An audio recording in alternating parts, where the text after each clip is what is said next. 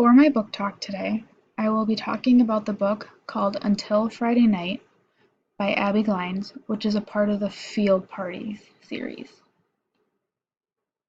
The plot: small-town Lawton, Alabama. The star high school quarterback, West Ashby, meets the new girl Maggie, Carlton. As they start to become closer than they originally planned, they both soon realize they are battling feelings of grief and sorrow in their own ways. Passage 1. I hadn't been prepared. Knowing her body was underground was one thing. Seeing the actual grave was another.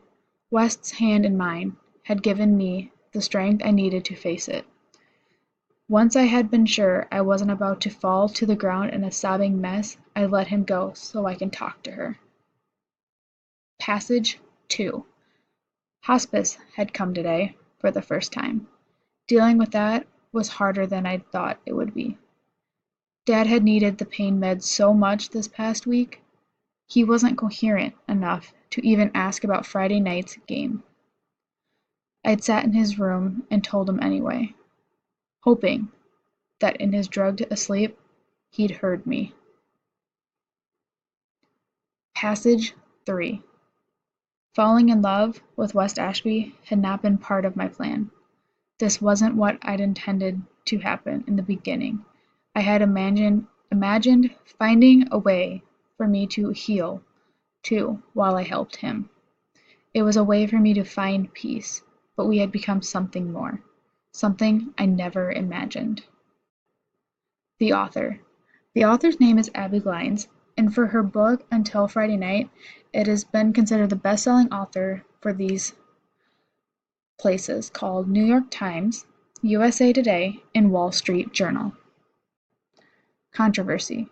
The story is mostly about football and romance, but it might tell too much sexual acts and explains that women get in almost physical fights over guys throughout high school.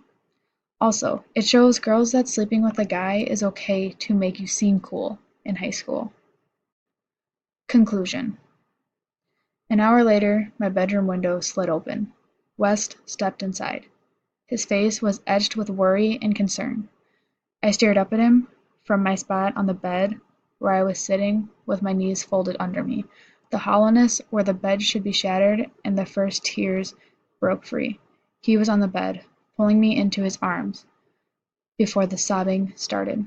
While I was safely tucked against him, I cried for all I'd lost, all I'd never have. I cried for my mother and how tragically she died. I cried for West and his dad, and I cried for me.